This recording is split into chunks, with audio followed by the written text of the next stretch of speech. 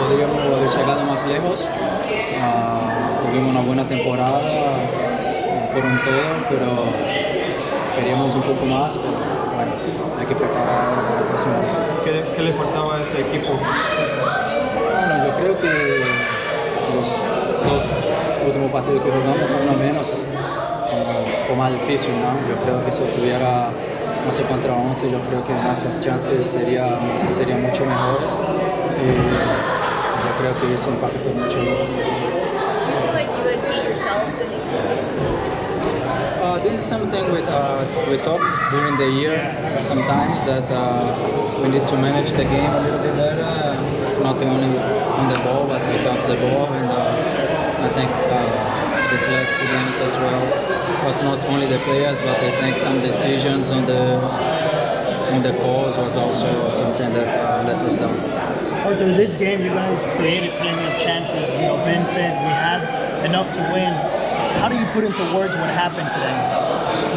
I think it's just like you said, we had enough to win. We created, we played our kind of game against a good team, and things happened again. The same thing that happened in Seattle, playing with the man down. It's very difficult, and we still managed to take to the PKs, and it's unfortunate, but it's something that we need to look to this year back and try to learn the best we can and improve. You're one of the veterans on the team. When you see an incident like the one with Hector being involved and he gets a red card, not what you expect from your team captain. I think he's even more experienced than me, and he knows what to do and how to react and how to address with the group after that, and we trust him, and I think the calls sometimes it's on the doubt, it's a little bit difficult and always tends to be worse to our side. But he knows what to do, and the team is together.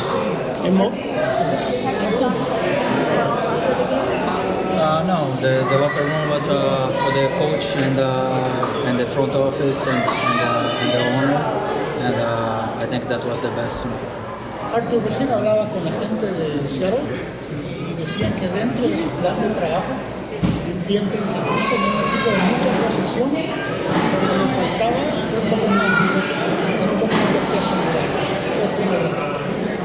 Bueno, nosotros estamos siempre intentando mejorar y buscar cómo nos queda más fácil de hacer goles. Como dijiste, nosotros somos un equipo de posesión que combina mucho por el medio y bueno, es difícil hacer todo, ¿no? Es difícil ser tan bueno en el medio de combinaciones y todavía tiene mucha gente más, pero eso es una cosa que yo creo que al final del año vino mejorando un poco y nosotros sabemos que tenemos que hacer, pero no es de una noche para otra y después del próximo año vamos a estar.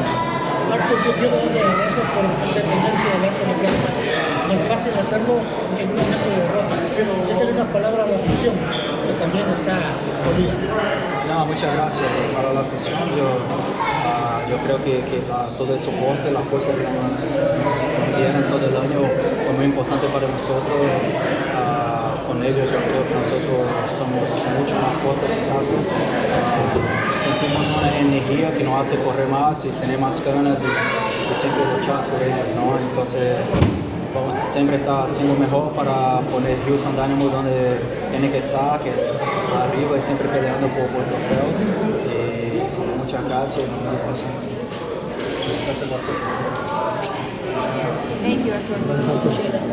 65 minutes, then we are our worst enemy in that sense. But on the contrary, we really dug deep and found some character in that aspect. But we needed to step up and help each other man down for 2 games, and into penalties kind of was our aim. And they scored late in this game, but we came back and scored another equalizer that we forced it into the PK, and I had my flight was not it was kind of scheduled after the MLS Cup final, and I really hoped that we could go all the way, but unfortunately our journey ends now, and it's a weird one. It's 3rd of November, and I'm not ready to to kind of end the season, but it's done. And I think overall we have showed some character, and we've been a team that is very, very annoying to play against, on the ball and without the ball. One of the best defenses in the league, one of the best possession teams in the league. But when it comes down to the last moments of these kind of crucial games, we just didn't have the last bit. And in MP case, everything can happen, and one single player needs to be the villain. And unfortunately, it was our team both times. You didn't want to go into penalties at all. Like our team? Yeah. No, I think that if there was 2 times 15 minutes, even though with a man down, I think we would have had them. I think we showed so much quality, even a man down, and was fearless. But again, it's just a lottery of this kind of best of 3. I think it's a format that I'm still kind of figuring out if it's the right way. It would be nicer that it was aggregate.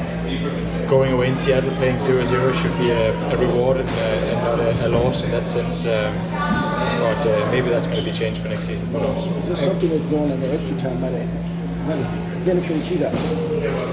It would have been tough anyway with a man down, but as I just said, I think that we kind of just lost our heads a little bit and just went for it, and I think we created chances, and they were panicking, and they got a goal, of course, late. But again, as I said, we came back, and I'm still proud of the team in that sense, and I would have loved and wished that we could have continued and had a third game, and who knows what would have happened.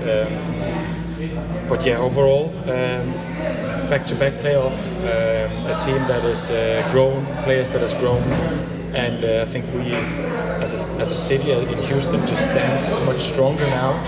Going into the next season, I think we can all be proud and creating an atmosphere, creating a place to unite around football, around soccer in the city. I think we talked in the Chronicle that I really want to see a city that just kind of wraps Houston Dynamo around them, like take their coat on, and it's going to be on the back Houston Dynamo, and let's see if that can be a next season that's going to start with a sold-out stadium every time. And I think we have showed that the entire season that we're here for more. You mentioned that you're not ready to go back home, but what do you take from this season? I think that we have fought with injuries first and foremost, and we hadn't had kind of a proper number 9 for a while, and even though people stepped in, we have had consistency overall in the terms of the same kind of starting 11 for the last 20 games or something like that. So that also shows that our team is very, very good, and the substitutes that came in has done really well.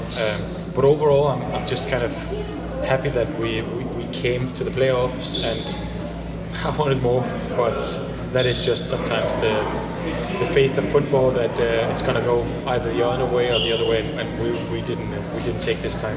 What needs to happen next season in order to kind of push to the next level of success on the field? I think that there's these cycluses of maybe 3 seasons, and that's why I'm looking into this team as being very solid, and I'm really hoping that we can bring back some of the same faces. I think we have an incredible locker room. I think we have an incredible way of playing. Everyone knows what to do.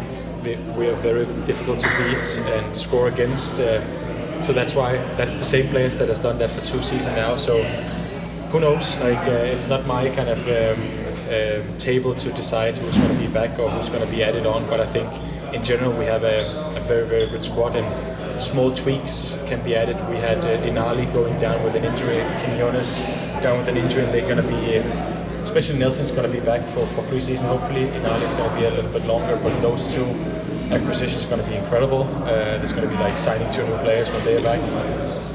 And overall, I think we have a strong squad, so hopefully we can keep the same. Erik, coach said that Mikael was probably the MVP of this season for how consistently good he was. He's somebody that you played on the back line.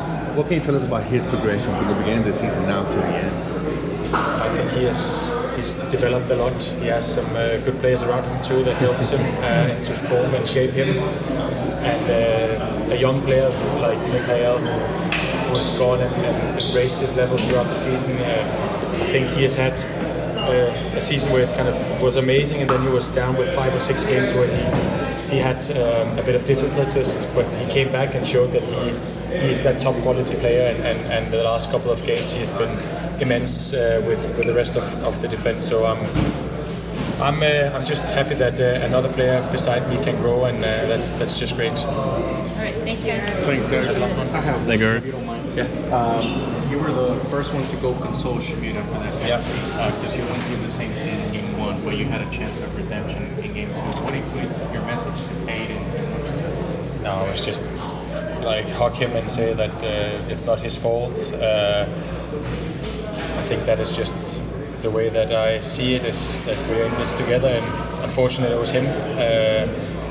And I think, as I said to him afterwards, it's like you stepped up like I did last time and took the responsibility. Sometimes it works, sometimes it doesn't, and that's the horrible about PKs. You'll be sometimes the hero, sometimes the villain, and yeah, we grow and we learn, and I think that there's nothing more to do than just kind of encourage that he took the responsibility. Thank you, sir. Thanks, Eric. Thank you, Eric. You all got something? You got it? Yeah. Good. You want one? Yeah. Thank you. Erik, like you mentioned, it's been a long year, right? 4 tournaments. Just overall, what all did you guys learn throughout each and every battle? The toughest scenarios, right? And dealing with injuries. And you mentioned it as well, right? That it's not up to you what happens next year, but what can the Dynamo improve? No, I think like reflecting right now is always a bit difficult. Like it's annoying that we're not progressing, but I think in general this season has been a season that we're also happy about, and going out with this is of course tough, but I think we just, like when you see us play and I think people are talking more and more about us, and we are there for a reason, and that's what I'm going to take with me this season and going into the next season, that we are a team that is a playoff team, and we can do more damage in that sense, and that's going to be our goal and aim for the next season. Now it's kind of a bit empty feeling standing here and ending our season kind of a PK shootout, but that is reality, and now we regroup and have a holiday and we're back again for next season. Thank you, Erik. Yeah. Háblame de esta serie, ¿qué aprendió usted de esta liga y qué podemos esperar para la próxima temporada? Bueno, fueron unos playoffs, la verdad, bastante accidentados para nosotros. Nos quedamos 2 veces con un hombre menos. La verdad que me voy muy enojado, muy mal de cómo, no por poner una excusa, ¿no? Pero el arbitraje fue dejó bastante que desear, ¿no?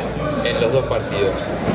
Pero bueno, no podemos competir contra eso, tenemos que mirar para adelante, y la verdad que hemos competido tanto con 11 jugadores, con 10 jugadores, y fuimos a ganar siempre el partido, y nada, el fútbol es así, nos tocó llegar las 2 veces a la tanda de penales y no pudimos pasar. ¿Cómo controla usted sus emociones y el equipo del vestuario?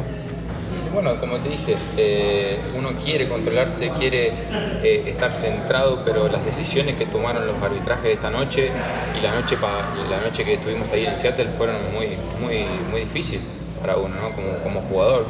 Estamos compitiendo por ejemplo, esta noche competimos, le decía yo al árbitro textualmente que estábamos compitiendo contra él, no contra el otro equipo, sinceramente. Pero bueno, fue muy difícil de asimilar, contra eso no se puede jugar, y obviamente yo respeto a los arbitrajes, pero esta noche fue difícil para nosotros. Ezequiel, una preguntita. Este partido tuvieron más ocasiones de gol comparado en Seattle. Usted tuvo 2 de las 4. ¿Cuál fue lo que trabajó esta noche en lo táctico, o tal vez el apoyo de la gente? ¿Qué fue lo que les ayudó a tener oportunidades de peligro en el arco de Seattle? No, bueno, nosotros teníamos que seguir insistiendo por el camino que nos trajo hasta acá. Creo que hicimos un buen fútbol por gran parte del partido y pudimos tener las ocasiones. Lamentablemente no las pudimos conseguir, y bueno, eso nos llevó a los penales que no pudimos pasar. Y en lo personal, ya lleva como unos 2-3 meses ya en la MLS. ¿Qué ha aprendido ¿qué va a trabajar para mejorar y adaptarse mejor a la liga? No, bueno, es una competición muy dura, muy dinámica, de mucha transición. La verdad que él me sorprendió para bien, me encanta jugar aquí y nada, espero que el próximo año me agarre bien preparado para poder explotar y subir mi nivel dentro de la liga. Y la última, el apoyo de la afición esta noche, ¿los empujó a buscar el gol? O cuénteme sobre ese apoyo de la afición. No, claro, sin duda que ir 1-0 abajo faltando tan poco tiempo para terminar el partido fue difícil.